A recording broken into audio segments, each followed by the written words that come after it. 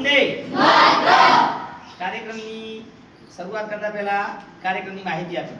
માનનીય જિલ્લા શિક્ષણાધિકારી શ્રી હિતેશભાઈ પટેલ સાહેબ જેમના આદેશ અનુસાર અને બનાસકાંઠા જિલ્લા શિક્ષણ કચેરીના આદેશ અનુસાર આજે આપણી શાળાની અંદર આજનો આ શૈક્ષણિક પ્રોગ્રામ છે. જે પ્રોગ્રામનો મુખ્ય હેતુ એ છે કે 10મા ધોરણમાં આપણે સામાજિક વિજ્ઞાનનો પાઠ આવે છે ભણવામાં, ભારતનો સાંસ્કૃતિક વારસો, અસાઈ ઠાકરથી ભવાઈ, અને 11મા ધોરણના ગુજરાતીમાં છઠ્ઠો પાઠ આવે છે સુંદરીની શોધ, જયશંકર ભોજક, ગામડી ભાષામાં કહેવાય તરગાળા દાયક. એ આબેહૂબ સ્ત્રી પાત્ર ભજવતા. ભવાઈના વેશો કેવા હોય, ભવાઈની શરૂઆત ક્યારે થઈ, ભવાઈ શું કહેવાય અને ભવાઈ દ્વારા પહેલા શું થતું, એની માહિતી આજે હું તમને આ કાર્યક્રમમાં રજૂ કરીશ. જે કાર્યક્રમના મુખ્ય ઉદ્દેશ સાથે સ્વચ્છતા અભિયાન, વ્યસન મુક્તિ, બેટી બચાવો બેટી પઢાઓ જેવા મુદ્દાઓને લઈ આજનો આ કાર્યક્રમ તમારી સમક્ષ રજૂ કરીશ. સાથે સાથે ડ્રોપ આઉટ રેશિયો કે 10મા 12માની બોર્ડની પરીક્ષા સમયે આપણી 80% હાજરીનું ખૂબ મૂલ્ય છે. આપણી 80% હાજરી થાય તો પરીક્ષા બેસવા મળે.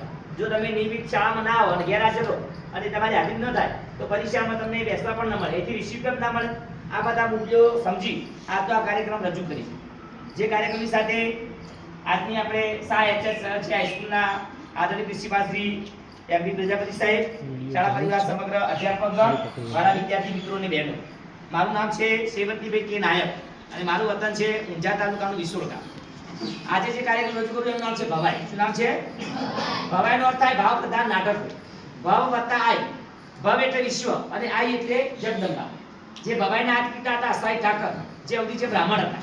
મૂળ વતની ક્યાંના હતા ભાઈ? સિદ્ધપુરના. અને ભવાની શરૂઆત થઈ 14મી સદીમાં. જે સમયે ઊંઝાના પાટીદાર સમાજે બીજનો બચાવ કરતા આ ત્રિગાળા તરગાળા એટલે કે નાયક સમાજની રચના થઈ. આ ભવાઈના અસાઈ ઠાકરે 360 વેશો લખેલા. એમાં જૂનામાં જૂનો પ્રાચીન વેશ ગણાય છે રામદેવનો વેશ, રામાપીરનો વેશ, પછી કજોડાનો વેશ આવતો, ઝંડા ઝુલણનો વેશ આવતો, જૂઠણનો વેશ, મિયા બીબીનો વેશ, વણઝારા વણઝારીનો વેશ, પટેલ પટલાણીનો વેશ, સરાણિયાનો વેશ, સિસોડિયાનો વેશ, અડવાનો વેશ, લાખા વણઝારાનો વેશ, વાદી વાદળનો વેશ, પછી ભગત ભક્તાણીનો વેશ, ગણપતિનો વેશ, ભગત ભેડાનો વેશ, સતી જસમા ઓઢણનો વેશ. અને આજે હું તમારી સમક્ષ એક વેશ રજૂ કરવાનો છું અને એ વેશનું નામ છે રંગલા રંગલીનો વેશ. આસો ગુજરાતીમાં કહેવાય છે કે હસે જન ગવસ અને હસતો નર સદાશિવ. એટલે હાસ્ય આપણને નિરોગી બનાવે છે. આ કાર્યક્રમ ડીઓ સાહેબે મને મંજૂરી એટલા માટે આપી ભાઈ કે અમારી કલાઓ છે મોબાઈલના યુગમાં લુપ્ત થઈ જાય, એટલે આવી કલાઓ જીવંત રહે, બાળકોને સાથે સાથે થોડી સમજણ પડે કે ભવાઈ શું કહેવાય. કેમ કે આજના યુગમાં મોબાઈલ આવવાથી ભવાઈઓ બધી લુપ્ત થઈ છે અને અમારો પણ થોડો જીવન નિર્વાહ ચાલે તમારા માટે. એટલે આવા કાર્યક્રમો થકી બાળકોમાં જાગૃતિ આવે. એટલે આ કાર્યક્રમના ઉદ્દેશ સાથે આપણે બીજો મુદ્દો લેવાનો છે જંક ફૂડે જાકારો. આપણે ઘણીવાર વાર્ષિક પરીક્ષાઓ પણ ખૂબ પડી છે.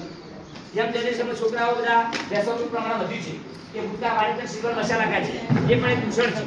મોબાઈલમાં છોકરાઓ પબજી પણ રમે છે, આ પણ એક સાહેબ મોહમ્મદ દેખાય તો બધી ખાઈ દીધું પાછળ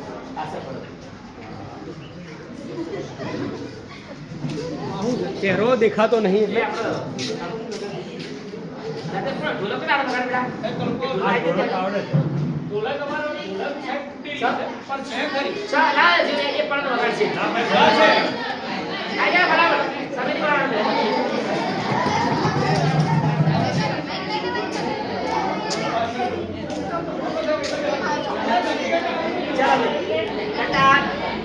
એટલે આજે હું એક વાર અભિનય કરીશ રંગલો ને રંગલી.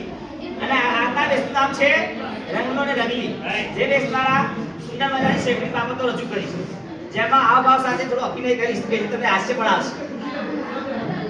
આઝાદી કે આપણું બહુ સવેરી મીઠી મેરા દેશ, એટલે કે આપણા ભારત દેશને આઝાદ કરનાર જે વીર પુરુષો થયા એ વીર પુરુષોને પહેલા હું યાદ કરીશ અને સાથે સાથે કાર્યક્રમને આગળ વધારીશ.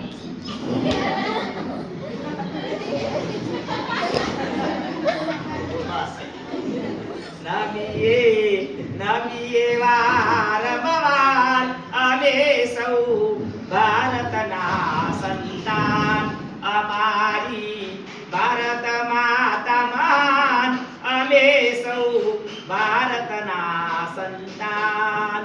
પૂજ્ય ગાંધીજી વલ્લભ જોયા, રાણા પ્રતાપ શિવાજી જોયા, નવરત્નોની ખાણય મારિયા, ભારત માતા મહા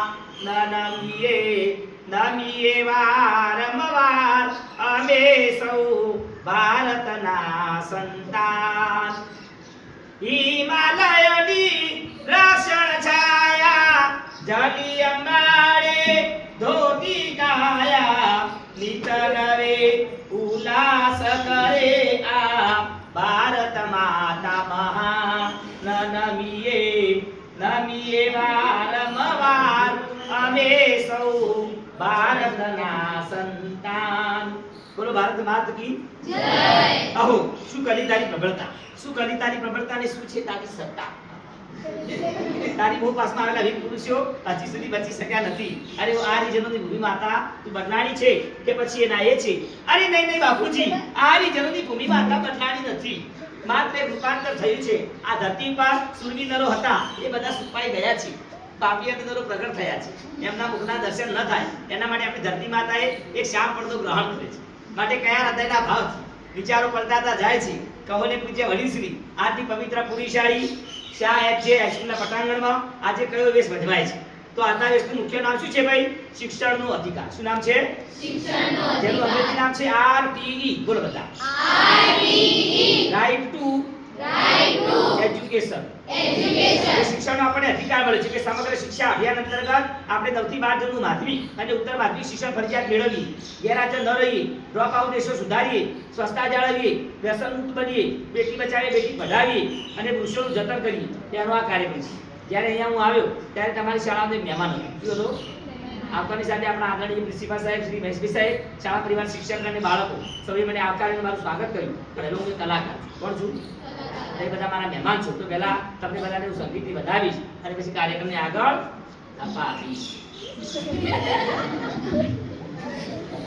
હે આવો પધારો મોગેરા મહેમાન અંતરના ભાવે પધારીએ હે આવો હે પધારો મોગેરા મહેમાન અંતરના ભાવે પધારીએ હે સાવ સાતા અમારા છે આગના સાવ સાતા અમારા છે આગના સાવ સાતા અમારા પધામણા હે મારા અંતરના ઉમળકા ભાવે તૈયાર અંતરના ભાવે પધારીએ હે આવો હે પધારો મોગેરા મહેમાન અંતરના ભાવે પધારીએ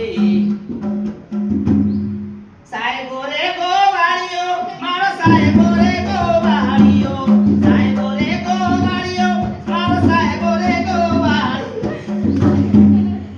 તો જેમ કે આગેવાનનું નાનું ગામ નથી આપણા ગામના આગેવાન શું કહેવાય સરપંચ શું કહેવાય આગેવાનનું નાનું ગામ નશો કે અને નાક વગર દુખતા છે આપણા ચહેરા ઉપર નાક ના હોય તો ચહેરો શોભા આપણા બધા કેવો લાગે ઊંચો આપણે